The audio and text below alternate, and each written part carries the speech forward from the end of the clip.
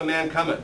For the kingdom of heaven is as a man traveling into a far country, who called his servants, and delivered unto them his goods. And unto one he gave 5 talents, to another 2, to another 1, to every man according to his several ability. Straightway he took his journey. Then he that had received the 5 talents went and traded with the same, and he made them another 5 talents. And likewise he that had received 2, he also gained another 2. But he that had received 1 went, digged a hole, hid the Lord's money, and after a long time the Lord of those servants came and reckoned with them. And so he that had received 5 talents came and brought other 5 talents, saying, Lord, thou gavest unto me 5 talents. Behold, I have gained beside them 5 talents more. And his Lord said unto him, Well done, thou good and faithful servant. Thou hast been faithful over a few things. I'll make thee a ruler over many things. Enter thou into the joy of thy Lord. He also that had received 2 talents came and said, Lord, thou deliveredest unto me 2 talents. Behold, I've gained 2 other talents beside them. And his Lord said unto him, Well done, good and faithful servant. Thou hast been faithful over a few things. I will make thee ruler over many things. Enter thou into the joy of thy Lord. And when he which had received the 1 talent came and said, Lord, I knew that thou art a hard man, reaping where thou hast not sown, and gathering where thou hast not strawed. And I was afraid, and I went and I hid thy talent in the earth, and lo, there thou hast, that is thine. His Lord answered and said, Thou wicked and slothful servant, thou knewest that I reap where I sowed not, and gathered where I have not strawed. Thou oughtest therefore to have put my money to the exchangers, and then at my coming I would have received mine own with usury or interest. Take therefore the talent from him, and give it unto him which hath 10 talents. For unto every one that hath shall be given, and he shall have abundance.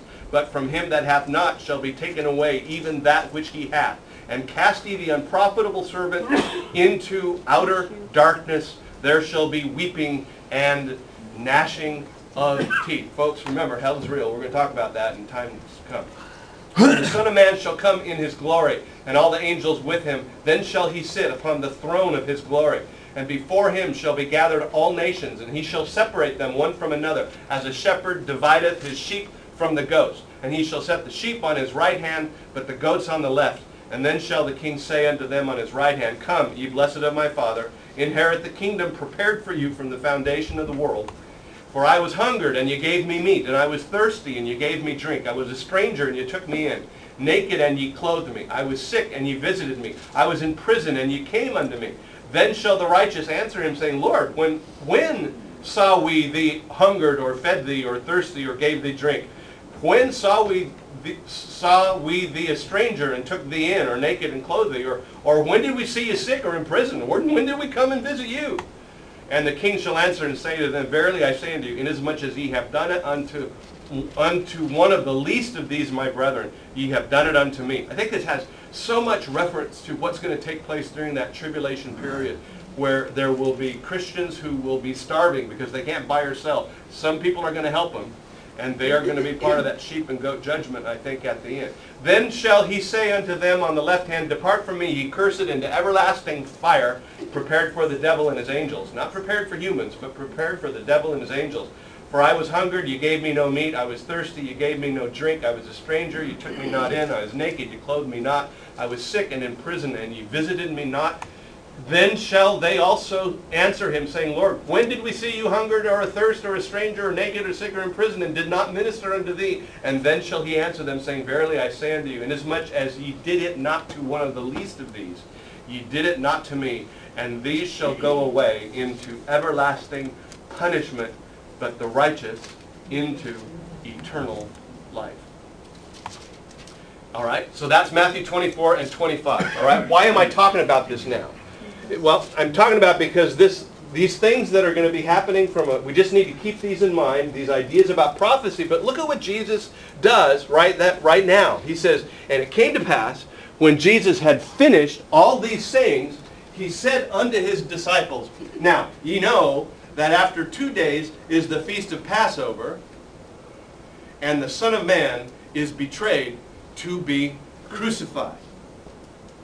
All right, so he goes through this whole stuff about prophecy. He says, these are the things that are happening, but right now, watch, because in 2 days it's going to be the Passover, and I'm going to be delivered up. The Lamb is going to be delivered up to be crucified. And so the Passover, this is the first feast. It's the first spring feast. And that was Jesus' introduction to the first spring feast. I thought, oh my gosh, that's incredible. And I wonder if the disciples realized what was going on. I don't think they quite gathered it all in yet. But we certainly now have Scripture, and we can see all of the feasts of the Lord and see how they're going to work. And that's what we're going to do for the next 15 minutes. Take a look at some of these things, all right? Click. If you wanted to just, you know, there's so many ways to just outline the feasts of the Lord. And I like this guy, which is just really easy, really simple. I mean, the first one is Passover, and then the Feast of Unleavened Bread starts. It's actually the Feast of First Fruits, and the first day of First Fruits is the Feast of Unleavened Bread. And then there's Pentecost, and then there's trumpets, and then there's Day of Atonement, and then there's tabernacles, or sukkot, or booths. All right, so these feasts are all important because they're talking about the ministry of Christ. Some of them in the past, some of them in the future. So, future or past? Past. Passover. He died on Nisan 14. He died. He was the Passover lamb. Unleavened bread. What is that talking about? Sinless. He was sinless. Yeah. He was sinless, and it has a meaning also for the Jews, because when they left, when there was the Passover in Egypt, they left really quick. They didn't have time. They had to bring unleavened bread because they didn't have time for anything else. That's how the Jews look at it. But for us, we have this sacrifice, this unleavened bread. There's no sin in Jesus. First fruits that's a reference to what in Jesus' ministry? His what? His resurrection. Tithing, first fruits. Well, that's true. And there's a point when you tithe, it is actually, if you can tithe and think of it's because of Christ's resurrection, I think that's a cool connection. I mean, when you look at a calendar and you see 7 days, I mean, if you can look at a calendar and see 7 days and go 7. Why in the world should that ever be 7? Why are there 7 days? It's because God said it.